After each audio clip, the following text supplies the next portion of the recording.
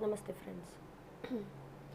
आज पंचांगम इस विषय पर हिंदी में चर्चा करेंगे।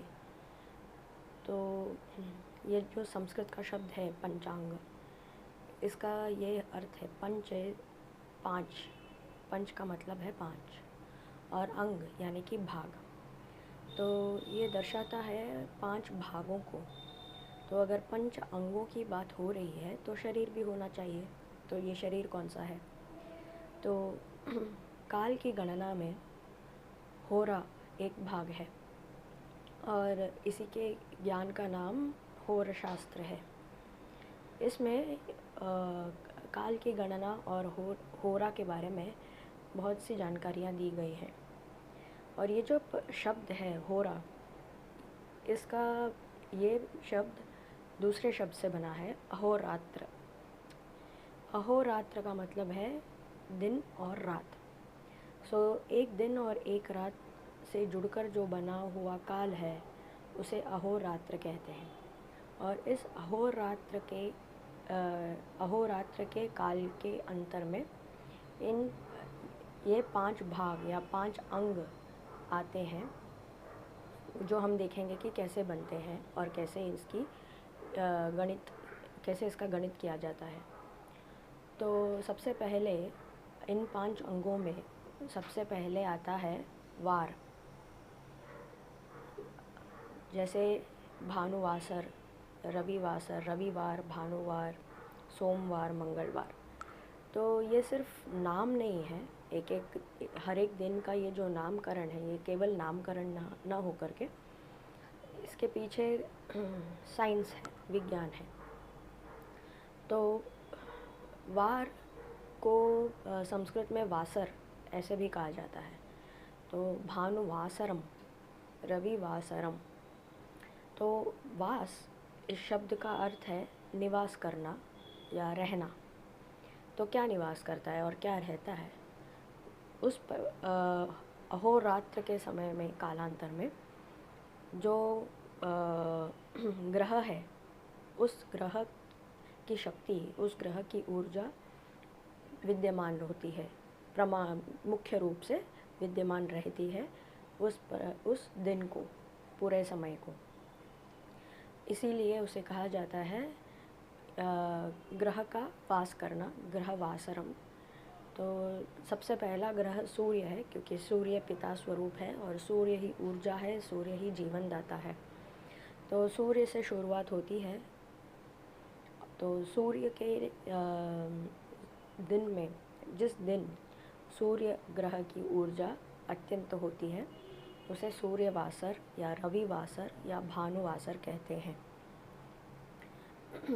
तो ये जो अग्नि तत्व है, अग्नि तत्व में इस ग्रह की ऊर्जा का संचार होता है। हर एक मनुष्य के शरीर में विभिन्न प्रकार की ऊर्जाएं चलती रहती हैं। तो ऊर्जाओं का स्रोत है मानव शरीर और कोई भी अन्य पशु प्राणी का शरीर। तो जब तक ये ऊर्जाएं चलती हैं तब तक हम प्राणी रहते हैं। जब ये ऊर्जाएं इस शरीर को छोड़ देती हैं तो निष्प्राण हो जाते हैं। तो ये अग्नि तत्व जो हमें अपने पिता से भी जन्म के वक्त और जन्म से पहले हमें हमारे पिता से मिलता है, ये उस पर वासर के दिन ही होता है। तो जिस भी वासर में हमारा जन्म होता है, वो हमारे पिता से ज़रूर जुड़ा हुआ होता है, क्योंकि अग्नि तत्व, हमारे शरीर का अग्नि तत्व हमारे पिता से आता है। तो इस प्रकार से नामकरण हुए हैं और इन नामकरणों के पीछे भी विज्ञान है, ये हमने अभी देखा है। इसी प्रकार से सोमवासर का मतलब है उस अहोरात्र के समय, दिन और रात्रि के समय चंद्रमा या सोम, इस देवता की ऊर्जा का मुख्य रूप से प्रभाव रहता है। और इसीलिए भी आपने अभी समझा होगा कि सोमवासर या सोमवार को शिव जी की आराधना के लिए कहा जाता है। शिव पार्वती की आराधना होती है, व्रत उपवास वगैरह काफ़ी सारे होते हैं। क्यों? क्योंकि इस दिन चंद्रमा की ऊर्जा मुख्य रूप से प्रभावित होने के कारण चंद्र जो है हमारे मनुष्य शरीर में मनस यानी कि हमारे मन का कारक है, और हमारे शरीर का जो जल तत्व है उसे वो नियमित करता है। तो जैसे ही चंद्रमा के पूर्णिमा तक जाने और बाद में अमावस के आने में घटने और बढ़ने की प्रक्रिया चलती है, वैसे ही हमारे शरीर में हमारे मन पर भी उसका प्रभाव रहता है। हमारे मन की ऊर्जा भी घटती बढ़ती रहती है, और उसी प्रकार से हमारा जो जल तत्व है, हमारे शरीर का जो जल तत्व है वो भी बढ़ता और घटता रहता है। और इसीलिए आपने देखा होगा कई दिनों में आपका जो मानसिक स्थिति है वो अलग अलग रूपों में बदलती रहती है, एक समान कभी होती नहीं। आज अगर हमारे सोच विचार मनस से हम सोचते हैं, तो अगर हमारे सोच विचार एक प्रकार के हैं तो कल दूसरे प्रकार के हैं, फिर तीसरे प्रकार के हैं। तो हर जिस भी दिन चंद्रमा के घटने और बढ़ने के समय उस प्रकार से ही हमारा मन भी प्रभावित रहता है। और इसी मन को नियंत्रण करने के लिए हम सोमवार के दिन काफ़ी सारे व्रत और उपवास रखते हैं, और इससे हमारे मन को शक्ति प्रदान होती है और भगवत कृपा प्राप्त होती है। तो ये मेरा महत्व वार का, और ये है पहला अंग पंचांग में, ये है पहला अंग जो कि वासर है। द्वितीय अंग पंचांग का दूसरा अंग ये है तिथि। तिथि किस प्रकार बनती है? सूर्य और चंद्र के बीच जो डिग्रीज और एंगल बनते हैं उससे होती है तिथि। हम जो हैं भूमि पर रहते हैं, और भूमि से हम सूर्य को भी दर्शन करते हैं, सूर्य को भी देखते हैं और चंद्र को भी देखते हैं। तो जिस वक्त और जिस स्थान से हम सूर्य और चंद्र को देखते हैं, वहाँ से एक प्रकार का एंगल सूर्य और चंद्र के बीच बनता है। तो इसी एंगल को तिथि कहा गया है, क्योंकि हम केवल उतना ही भाग चंद्रमा का देख पाते हैं जितना कि सूर्य की किरणें पड़ती हैं और जितना हमारी भूमि से हम देख पाते हैं। तो इसी को तिथि कहा गया है। तो तिथि में जल तत्व का वास है, और जल तत्व से ये नियंत्रित है, और इसीलिए भी तिथि पंचांग में तिथि देखना बहुत ज़रूरी होता है।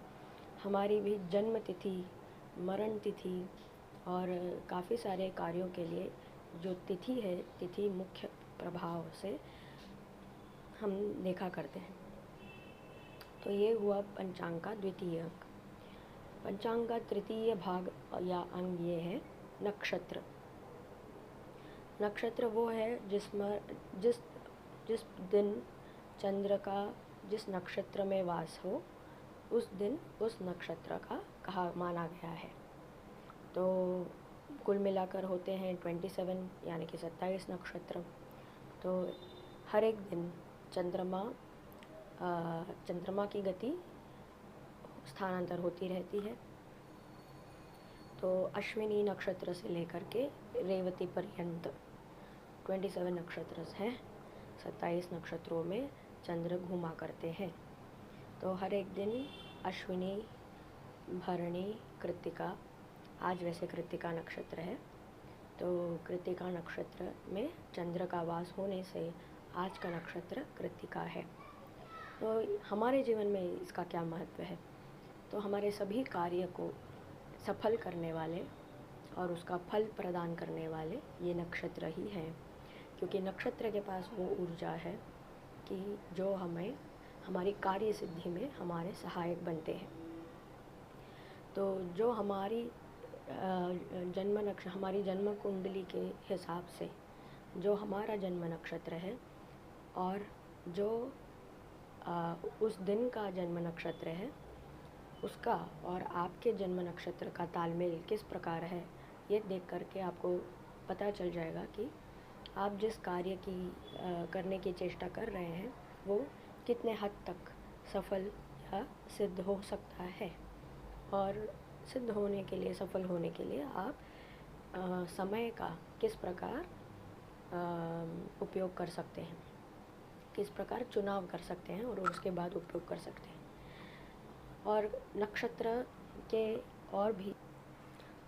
और भी प्रयोग हैं, जैसे कि नक्षत्र वो है जिसमें और उन नक्षत्रों के पद जो हैं जिस राशि में हैं, उस राशि में हमारे कर्म, पूर्व संचित कर्म वहाँ पर जुड़े हुए रहते हैं। तो इस प्रकार हमारे कर्मों का लेखा जोखा जो है वो हम पाप पुण्य देख करके पुण्य अर्जित कर सकते हैं। तो ये हुआ तीसरा भाग या तीसरा अंग। अब पंचांग का चतुर्थ अंग कौन सा है? योग का।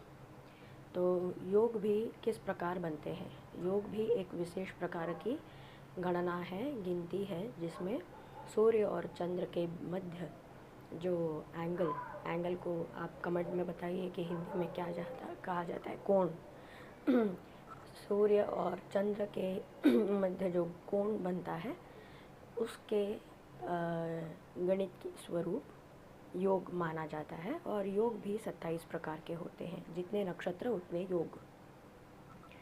और योग इसलिए भी कहा जाता है कि वो इस जीवात्मा और परमात्मा के कनेक्शन या संबंध को दर्शाता है। और वो ये भी दर्शाता है कि हम किस प्रकार हम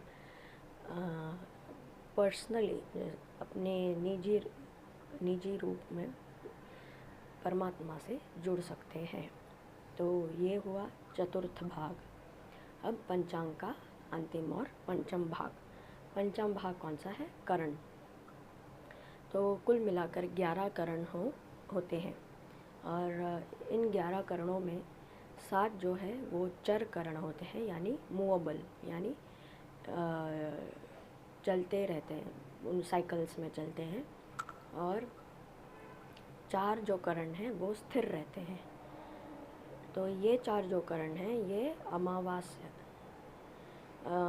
चतुर्दशी जो है वो कृष्ण पक्ष की चतुर्दशी से लेकर के अमावस्या तक चलते हैं। तो हर एक तिथि, ये करण जो है तिथि से जुड़ी हुई होती है। तो हर एक तिथि के 2 करण होते हैं, हर एक तिथि में 2 करण आते हैं। तो उसी हिसाब से तो ये जो 4 करण हैं वो चतुर्दशी, कृष्ण पक्षा की चतुर्दशी और अमावस्या को ये 4 स्थिर कर्ण रहते हैं। और बाकी सारे दिन ये जो चर कर्ण हैं, 7 जो चर कर्ण हैं वो विद्यमान रहते हैं। और कर्ण से हमारे व्यवसाय का भी आकलन किया जा सकता है। जिस कर्ण में आपका जन्म हुआ है वो देखिए आपके जन्म कुंडली में पंचांग, तो उस दिन का, जिस दिन आपका जन्म हुआ उस दिन का पंचांग ज़रूर रहता है। और उस दिन के पंचांग में जो कर्ण दिया हुआ है उस कर्ण में आपका जन्म हुआ है, और उसी से आपका व्यवसाय जो है अगर आप चुनेंगे तो निस्संदेह आपकी सफलता होगी। तो ये हुए पंचांग के बारे में बेसिक डिटेल्स और इनका हमारे मनुष्य जीवन में क्या महत्व है। और इसीलिए कोई भी बुद्धिमान व्यक्ति पूर्व काल से ही ऐसा चला आ रहा है कि समय का नियमन करके और फेवरेबिलिटी और अनफेवरेबिलिटी, मतलब क्या ये समय हमारे लिए साधक है या नहीं, ये देख करके हम निश्चित करते हैं कि हमें किस प्रकार का कार्य उस समय काल में करना उचित है या अनुचित है। तो इसीलिए पंचांग का बहुत महत्व है। और पंचांग जैसे है तो हर एक पंचांग एक और पंच महाभूत जो है पृथ्वी, अप, तेजस, वायु और आकाश, ये पंच महाभूत हैं। तो ये पंच तत्व पंचांग के हर एक अंग के से संबंध रखते हैं। तो इसी के साथ आज का वीडियो यहीं तक, फिर मिलते हैं। नमस्कार, शुभ रात्रि।